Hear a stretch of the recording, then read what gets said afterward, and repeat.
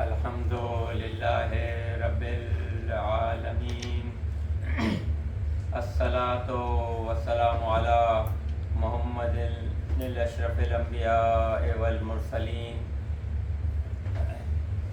سیدنا و نبینا و طبیب قلوبنا ابی القاسم محمد اللہم صلی علی محمد وآل محمد وعلی آلہ الطیبین الطاہرین المعصومین المیامین المظلومین ولعنۃ اللہ علی اعدائہم اجمعین. بسم اللہ الرحمن الرحیم. قل هو اللہ احد اللہ الصمد لم یلد ولم یولد ولم یکن له کفوا احد.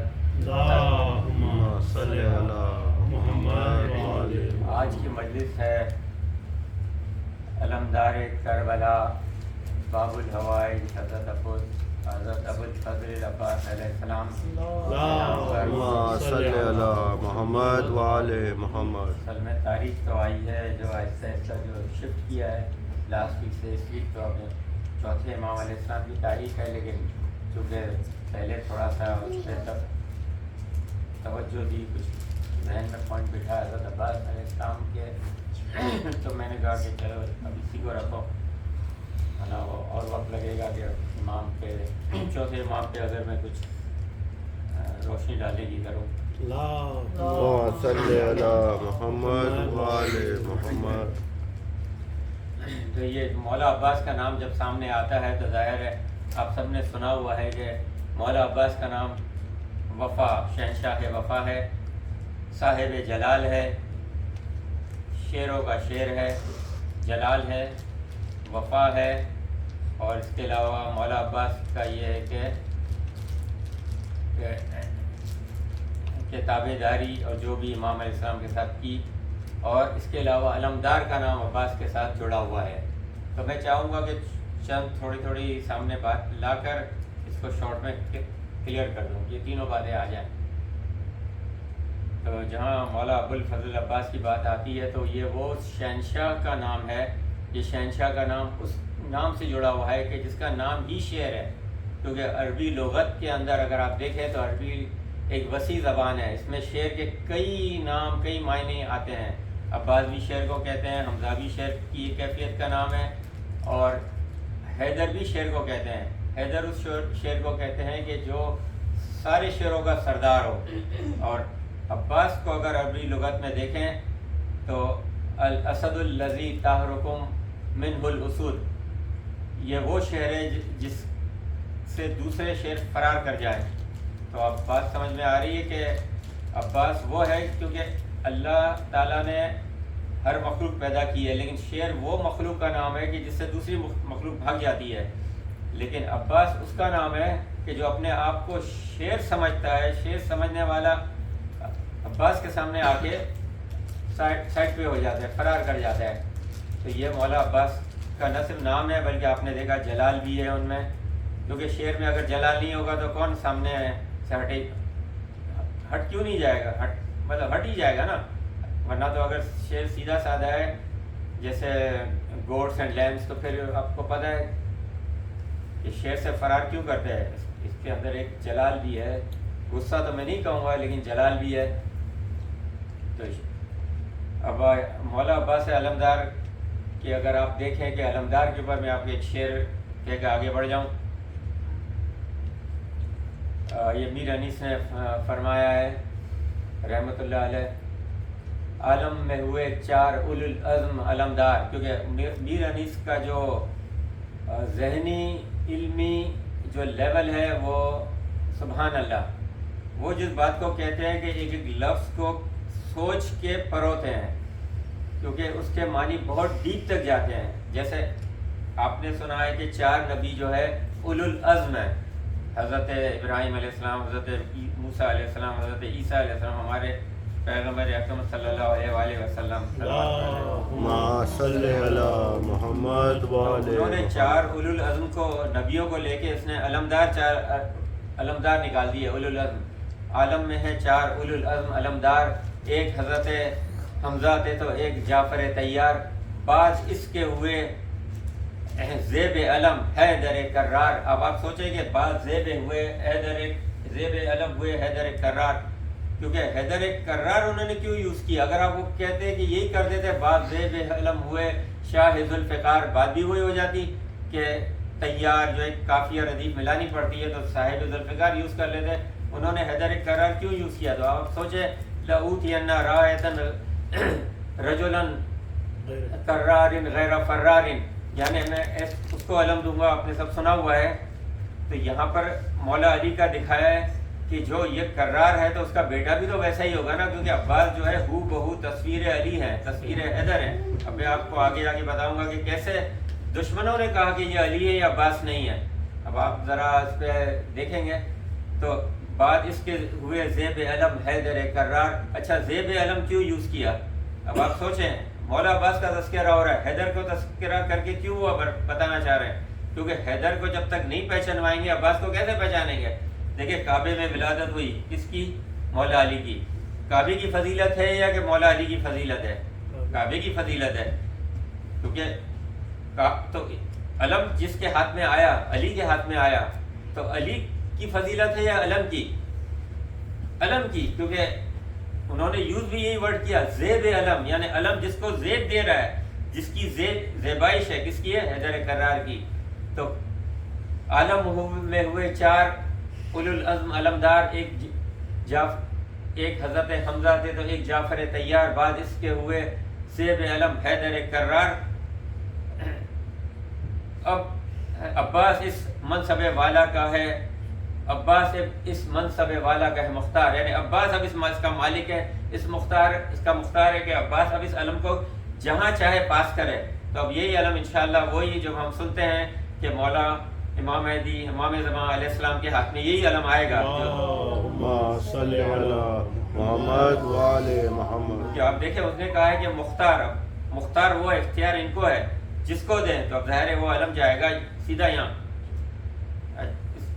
پھر اس کے بعد جو ہے وہ چھوٹا سا ہے کہ کرسی کے پائے سے بھی پایا ہے, سوا پایا ہے رتبہ, یعنی کرسی کے جو پائے ہیں اس سے بھی الگ سے رتبہ انہوں نے پایا ہے. اچھا کرسی کے پائے کون سے؟ یہ کرسی نہیں ہے, وہ پہنچا رہے بات کو آیت الکرسی پہ, کیونکہ آیت الکرسی کیا ہے ہمیں نہیں پتہ. تفسیر میں یہ بھی ہے کہ وہ کرسی ہے جس میں 14 معصومین علیہ السلام موجود ہوں گے اور اللہ کے نور کا وہ دیکھ رہے ہوں گے, جو بھی اس کے تفاسیر ہے, لیکن وہ اس کرسی کی بات کر رہے ہیں, آیت الکرسی پہ لے کے جا رہے ہیں کہ کرسی کے پائے سے بھی سوا پایا ہے رتبہ, کیا دست بدست ان کو ہاتھ آیا ہے رتبہ, یعنی ہاتھ رتبہ آیا ہے وہاں سے جعفر طیار اور جو بھی حمزہ پھر مولا علی اور سیدھا ان کے ہاتھ رتبہ آیا ہے.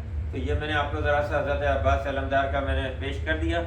اب میں اس کو ذرا کچھ اور اس میں روشنی ڈالوں کہ ان کا جلال اور ان کی وفا اور ان کا ہو بہو تصویر علی. ذرا ایک صلوات پڑھ دیں.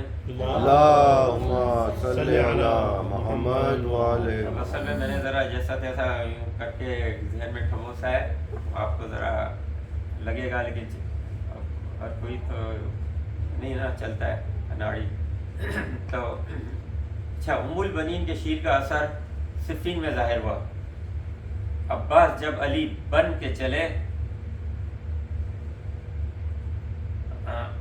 سبحان اللہ, جب عباس علی بن کے چلے, چہرے پہ نقاب ہے, 11 برس کے ہیں عباس. اچھا کوئی 13 برس بھی کہہ رہا ہے, کوئی 11 برس بھی کہہ رہا ہے. مولا عباس صفین میں جب گئے تو 11 برس کے, جب 11 برس کے عباس صفین میں تھے اور حیدر قد میں حیدر کے برابر لگ رہے تھے. اچھا تیور وہی ہے, طور وہی ہے, جو بھی مشابہ ہے مولا علی سے وہ سارا وہی ہے.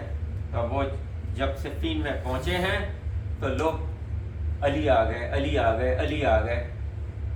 اصل میں طے یہ ہوا تھا کہ صفین میں جو لڑائی ہوگی, آپس میں ایک ایک کر کے لڑائی ہوگی, تو اس میں علی نہیں آئیں گے. اچھا دیکھیں صفین کی لڑائی ہے, بچوں کو بھی پتہ ہونا چاہیے کہ جو 1,20,000 افراد مارے گئے معاویہ کی وجہ سے, نجی مجلس میں نام لے سکتے ہیں, حاکم شام یا معاویہ, اس کی وجہ سے 1,20,000 مارے گئے, قتل ہوئے, شہید اس طرف سے ہوئے کچھ, اور 20,000 کہتے ہیں صحابہ بھی شہید مارے گئے. ٹھیک ہے, شہادت تو نہیں ہوگی کیونکہ بائیں جانب تھے, دائیں جانب علی والے تھے. علی والے میں بھی کچھ یعنی بہت سارے منافقین بھی اندر تھے، اس لیے کچھ یہاں شہادت ہوئی ہے 1,20,000، چلو ٹوٹل لوگ مارے گئے۔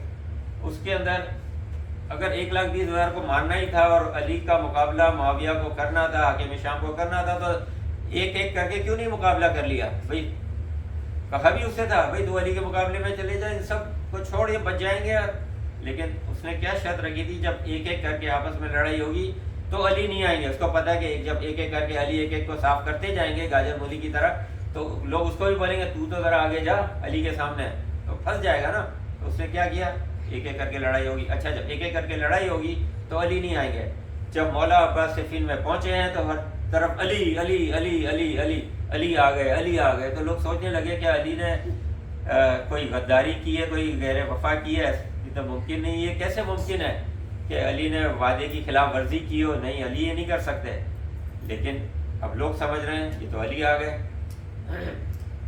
اب سوچیں ہر جگہ علی علی علی علی آ گئے، تو وہ جو دشمنوں کی زبان سے علی علی کروا دے، اس کو کہتے ہیں عباس۔ صلوات پڑھ لیں۔ اللہم صلی علی محمد وعلی محمد۔ تو جب سب جگہ شور مچ چکا علی علی، حاکم شام معاویہ نے کہا ہوا تھا ابن شاسا ایک ملون ایک پہلوان ہے، پہلوان مینس چیف آف، جو بھی لڑائی کرنے والے اونچے ہوتے ہیں نا، انگلش میں کیا بولتے ہیں، نائٹ یا واریر، بگ ہائر واریر۔ اس نے کہا ہوا تھا کہ دیکھ تیرا کام ایک ہے، تو فقط علی پہ حملہ کرنا۔ اس نے کہا کوئی بات ہی نہیں، میرے بچے اس کے لیے کافی ہیں، یعنی علی کے لیے میرے بچے کافی ہیں، ٹھیک ہے۔ 7 بچے تھے اس کے، 7 پہلوان، یعنی بچے سارے پہلوان ابن پہلوان تھے، یعنی وہ بھی پہلوان باپ بھی پہلوان، ٹھیک ہے۔ پہلا بچہ آیا، عباس نے جہنم حاصل کیا، لوگ سمجھ رہے ہیں علی لڑ رہے ہیں۔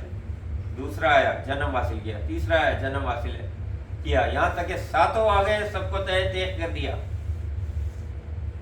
خود آیا، عباس نے حاصل جہنم کیا۔ اب سب جگہ شور شور شور شور، ماشاء اللہ یہ نعرے ہے، میں نہیں سنا، میں نعرے لگاتا ہے، میں بچے کی وہ کر رہا ہوں، یا علی، ہر جگہ شور ہے علی علی علی علی علی۔ تو عباس نے نقاب کو چہرے سے الٹا، لوگ زمانے نے دیکھا یہاں حیدر تو نہیں ہے، ہاں شبیہ حیدر کرار ابو الفضل عباس ہے، اللہم صلی علی محمد وعلی محمد۔ بس ابھی ذرا غم کی طرف جا رہا تھا تو آپ کے جوش بلاغو بچے کے اس کے دیکھ کر میں تھوڑا سا 2 جملے اور عرض کر دوں کہ یہ مولا عباس کے اوپر تاریخ میں 2 ہی ایسے موقع ہیں کہ جہاں ایک شخصیت پہ، ایک ہستی پر دوسری کا شبہ ہوا ہے، یعنی میری اس بات کو ضائع نہیں کرنا، آپ کو سب پتہ ہے۔ تاریخ میں 2 ہی ایسے موقع ہیں کہ ایک ہستی پر وہ دوسری ہستی کچھ اور سمجھا گیا، یا تو صفین میں عباس کو علی سمجھا گیا، یا بستر ہجرت پہ علی کو محمد سمجھا گیا۔ لوگ رات گزر گئی، لوگ سمجھتے رہے کہ یہ محمد ہے، صلوات۔ یا علی، یہ نام محمد کو ڈبویا نہیں کرتے، یہ نام محمد کو ڈبویا نہیں کرتے، یہ نام محمد کو ڈبویا نہیں کرتے، رویا نہیں کرتے۔ وہ جو حضرت ابو بکر کا ہے نا کہ غار میں رو رہے تھے، یہ غار میں ایسا رویا نہیں کرتے۔ بستر نہ ہو احمد کا تو سویا نہیں کرتے، بے ذکر خدا رات یہ کھویا نہیں کرتے۔ حق کا ولی ہے، 1 سیکنڈ، حق کا، چلے جو بھی ہے، یہ حق کا ولی ہے، میں بھول گیا پورا۔ سوئے تو محمد ہے، تو جاگے تو علی ہے، صلوات۔ اللہم صلی علی محمد وعلی محمد۔ یا علی، ذرا میں آہستہ آہستہ مسائل پہ آ رہا ہوں۔ آپ کو یاد ہے کہ جب ملک کے لشکر کو پانی پلایا اور حسین ابن علی کہیں اور جانے لگے، اس کے لیے انہوں نے اپنا گھوڑا موڑا تو حر نے ان کے حسین کے گھوڑے کی لگام تھام لی۔ جب گھوڑے کی لگام تھام لی تھی، آپ کو پتہ ہے یہ گھوڑے کی لگام تھامنا ایک عرب کے لیے انتہائی ناقابل برداشت ہے۔ ایک طرف تو یہ کہ ایک حر ہے اس کی بات ہے، لیکن دوسری طرف یہ ہے کہ یہ انتہائی غیر مہذب بھی ہے عرب کی نگاہ میں۔ اسی پر حسین نے یہ جملہ کہا تھا، سکلت کا ام کا یا حر، تیری ماں تیرے ماتم میں روئے بیٹھے، تو مر جائے، تیری یہ مجال کہ تو میری لگام تھام لے۔ عباس دور بیٹھے ہوئے تھے، عباس دور کھڑے ہوئے تھے، کانپنے لگا، کیونکہ مولا جلال کی بات ہو رہی نا، وہ دور تھے، کانپنے لگا۔ کہا فرزند رسول، آپ نے تو میری ماں کا نام لے لیا، پھر میں کیا کروں؟ میں وضو کے بغیر آپ کی ماں کا نام، والدہ ماجدہ کا نام لے بھی نہیں سکتا۔ عباس دور کھڑے ہوئے تھے نا، گھوڑا دوڑاتے ہوئے آئے، حر کے قریب آئے، یہ تو کس کی ماں کا تذکرہ کر رہا تھا؟ اگر یہ جملہ دوبارہ زبان سے نکلا، زبان کاٹ کر تیری ہتھیلی پر رکھ دوں گا۔ یہ ہے عباس، اس کو کہتے ہیں عباس۔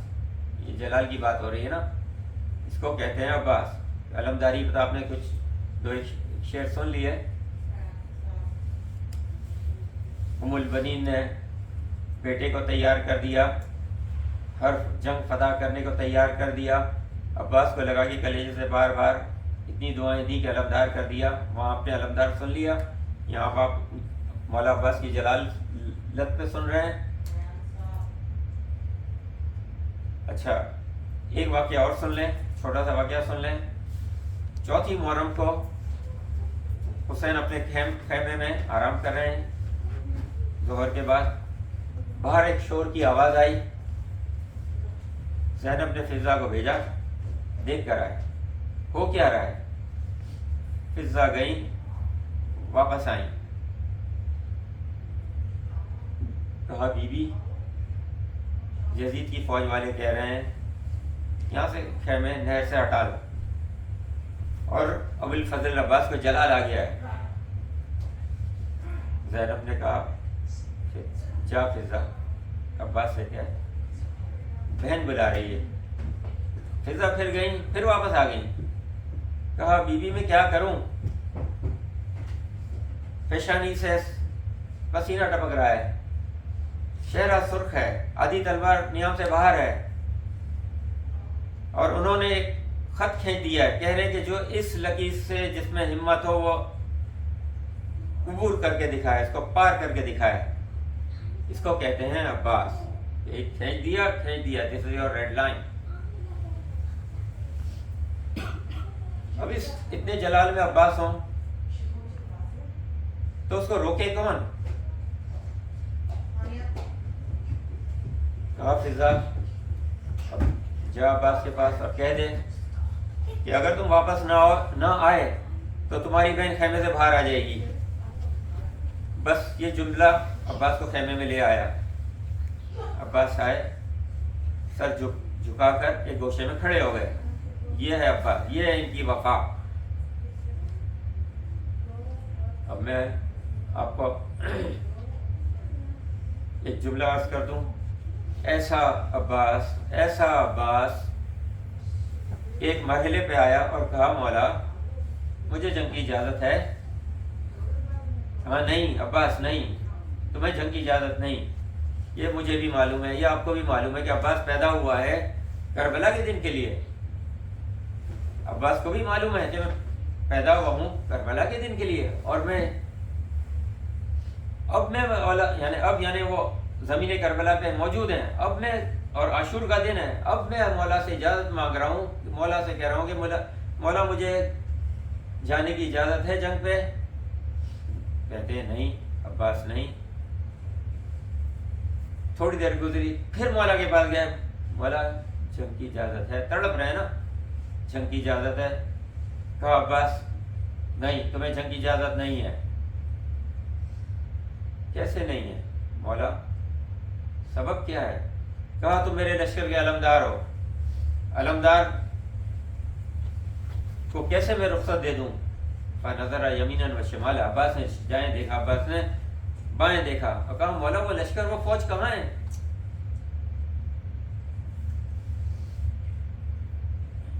عباس پلٹے اور کسی خیمے میں کے قریب ایک دروازے پر جا کر بیٹھ گئے، سوچنے لگے کہ میں کیسے مولا سے اجازت لوں۔